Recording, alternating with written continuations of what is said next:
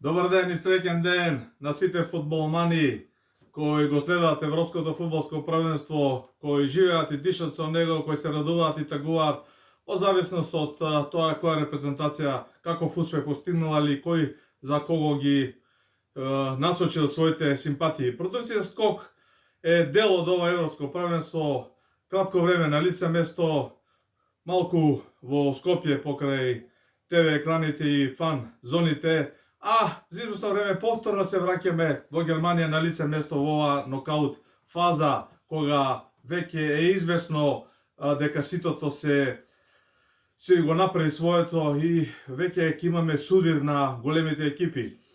Она што мислам дека е најважно, што речиси никој, барем или јас не го забележав од овие следбеници во Македонија, не го потенцираше, иако сите се занимаваат со неуспехот на ова репрезентација, со успехот на таа репрезентација, колку Англија играла слабо, зашто селекторот Саутгейт го мавале со шишиња, да не зборуваме за Златко Далич, селекторот на Хрватска, кој за жал неславно го заврши својот многу долгогодишен успешен мандат, а за Драган Стојковиќ Пикси една фудбалска легенда, што да кажам, дрвја и камења и навистина лош резултат на Србија. Но во целата таа мешаница, да не кажам шпанците ги фалат, германците како и секој стабилни, Белгија променлива, никој жив не спомна дека Македонија не игра на ова фудбалско првенство. Македонија не е дел од Европскиот фудбалски самит и тоа е нашата катастрофа. Тоа е нашиот неуспех, тоа е она што ние треба да го потенцираме, да се бориме и да се вратиме таму каде што бевме пред 4, односно пред 3 години. Знаете дека ради ковидот Европското првенство беше поместено на година. Македонија играше во Букурешт, играше во Амстердам, сега во Германија не нема и никому ништо не му фали влакно, а сите знаеме и ги обвинуваме сите други. По аналогија на тоа и да не кажам она што ни стои пред нас, рете да кажеме дека 5-6 екипи се збогува од ова Европско првенство без да постигнат победа, меѓу кои си и Србија, Хрватска, Шкотска, Полска, да не кажам, екипи кои репрезентации кои долго време фигурираат, така да и тоа е неуспех за нив. Голем неуспех за репрезентацијата на Србија која се враќа дома со само еден постигнат гол, а со фудбалери кои и текако знаат да играат и да постигнат голови. Но србите дали доживеа фијаско или дебакл, сепак оставам на вас, гледачи, на сите познавачи, додека е тоа тотален неуспех, исто како за Хрватска е апсолутно тотален неуспех. Како следбеник на 8 европски првенства, се гордеам со овој декор, со ова мајца, спортска мајца која ми останала од Европското првенство 2004 година, она од Англија 96 веќе помалку е избледната и не е пријатно да се носи. Овде е новиот сувенир од 2024 година Германија, реплика на фудбалската топка со која се играат надпреварите. Чи тука сме повторно да го кажеме она што ние го гледаме, што ние го перципираме и фудбалски мислам дека е издржано. Ако некој мисли дека, да речеме, Германија, Италија, да речеме Белгија, па можеби Швајцарија играла добро, тогаш моето фудбалско мислење е дека врв на ова Европско првенство, кога е во прашање фудболот, кога е во прашање стратегијата, кога е во прашање фајтерството и желбата, го видовме на последните два надпревари каде се судрија Словачка и Романија, односно Чешка и Турција. Сите кои знаат што е фудбал, кои разбираат што е фудбал, без многу филозофија, барем она ја што го гледам, сите се трудат нешто да објаснат и да копираат некого, дали од северниот сосед, дали од јужниот, источниот или од овие англиските ТВ коментатори, и ирелевантно. Тоа беа два надпревари каде што се играше фајтерски, каде што имаше удар на гол секој 5-6 минути, каде што голманите бранеа на двете страни како луди, каде што фудбалерите трчаа небаре, навистина се допингувани со некој легален допинг, да го издржиш тој напор, да ја покажеш таа желба кај словаците и кај романците, иако македонските, условно кажано во навод, фудбалски познавачи, овие спортските веб сајтови, веќе ја промовира ова средба дека е наместена, наредена, дека ќе заврши нерешено и жива стрека, навистина заврши нерешено, но колку сето тоа беше за да се стигне до нерешено, тоа е навистина една фантастична работа. Само тој што разбира, што гледа како изигра словаците и романците, како изигра турците и чесите, навистина симнувам капа. Каде е тука Македонија во овој фудбалски мозаик? Каде сме ние со нашиот фудбалски квалитет? Лично сум многу разочаран, да не речам депримиран, колку сме назад во однос на фудбалското сваќање на играта, на параметрите на играта. Ако кај нас фудбалските судии трчаат повеќе од фудбалерите во првата лига, не можам да кажам дали трчаат повеќе од овие кои играат за репрезентацијата, ама ќе дојдеме и до тој податок. Навистина е жално ако се присетиме на минатото, на изминатите не 3-13, на изминатите 30 години, на кои сум бил жив сведок, сум известувал од фудбалските надпревари на нашата репрезентација, кога селектори били Андон Дончевски, Ѓоко Гаджиевски, Дранка Надларовски Цапар, и Никола Илиевски, Джиджи, Ѓоре Јовановски и не знам кој се да не ги редам странциве. Значи Македонија пред 3 години, ако се сеќавате, ја елиминираше Грузија во тој бараш надпревари се пласираше на Европското првенство. Сега каде е Грузија со оваа победа над Португалија, со овој фантастичен успех и пласма во осмина финалето? Тие ќе играат во Германија, во нокаут фазата, Македонија останува дома. Ја гледав репрезентацијата на Албанија во живо против Италија во Дортмунд, на оној фантастичен фудбалски стадион. Навивачите на Албанија беа навистина добри поддржувачи на својот тим, а долу на теренот играчите навистина играа добро, се бореа. Албанија заврши во првата фаза, во првиот круг, а истата таа Албанија Македонија победи со 5-1 во Тетово и пукна на петарда под водство на Дончевски, каде што албанците не знаеа како се викаат. Но тоа беше многу одамна, некогаш пред 30 години, тамо 93-94 година, и малку кој од овие пресни фудбаломани кои се уште мирисаат на млеко се сеќаваат на тоа. Да не зборуваме за четворката против Словенија во Крајн, кога словенците не знаеа каде е топката, а сега Словенија со 3 нерешени игри во групата, со без победа и без пораз, оди во осмина финалето, каде што налетува на силни противници. Да видиме сега како словенците ќе изиграат во таа ситуација, како ќе се покажат. Но и тие се таму на Европско првенство. Македонија, реков, е дома. Тоа се две репрезентации, Албанија и Словенија, со кои сме имале фантастични добри услови. За Грузија кажав, ја елиминиравме во баражот. Што да кажам, со шкотите сме се бореле, сме се рвале колку што можеме, сите тие се дел од Европското, Македонија ја нема. Но да се вратиме и со некои параметри, да видиме како се ова ќе оди понатаму. Мора малку и да се потсетам на осминофиналните двојки, интересни се.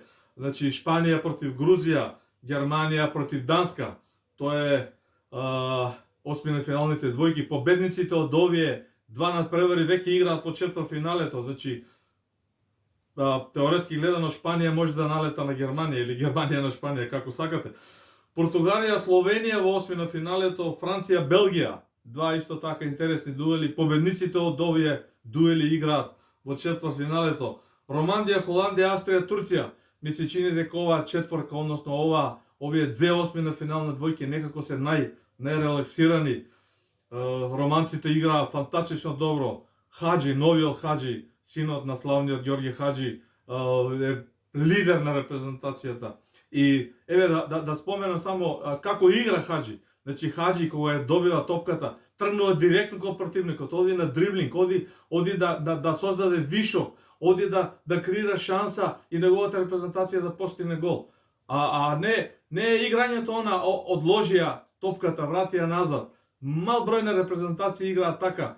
За жал, србите се обидеа со таква игра, нешто славниот Пикси се обиде да кажам, да измисли, не му успеа. Мислам дека Србија не е толку катастрофален резултатот колку што е играта катастрофална и желбата да не се шутне на гол 90 минути, а да сакаш да поминеш во осмина финале.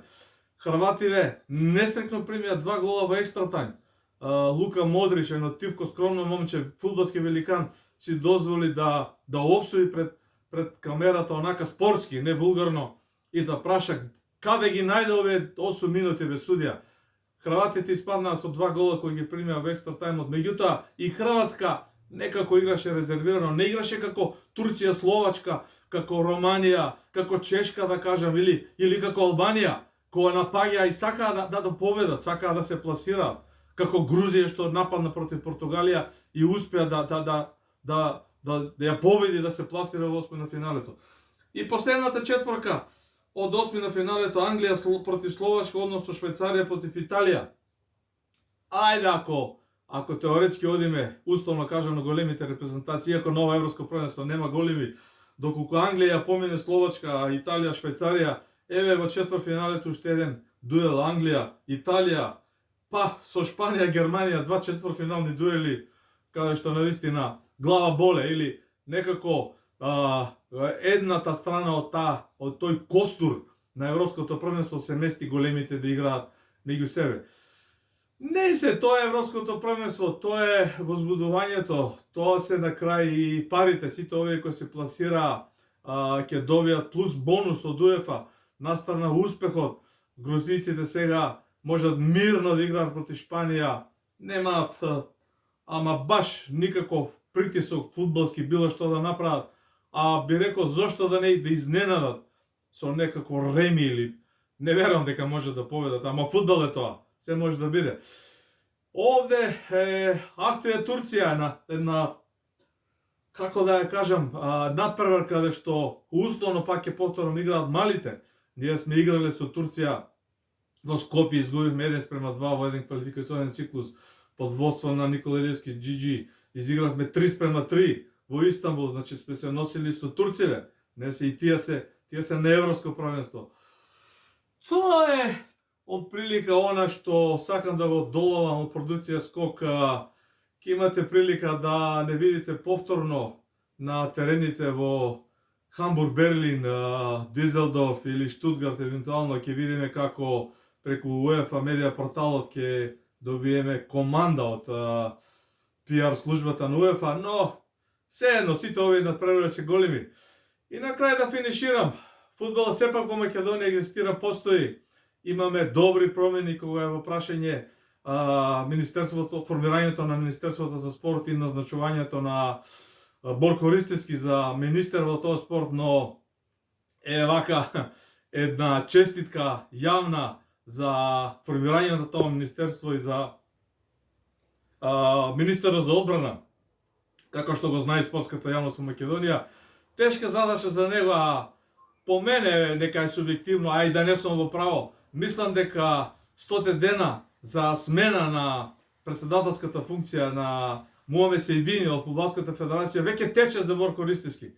И врачињата на гранките знаат дека тој избор, таа верификација на Сејдини и во Централниот регистар, и на собранието, и кај делегатите е, не сакам да кажам сумнителна, мислам дека е нелегитимна, ама ја мислам така, треба новиот министер за спорт да го докаже преку механизмите, алатките и сето она со кое државата може да придонесе на еден легален начин да се расчисти таа ситуација во Фудбалската федерација.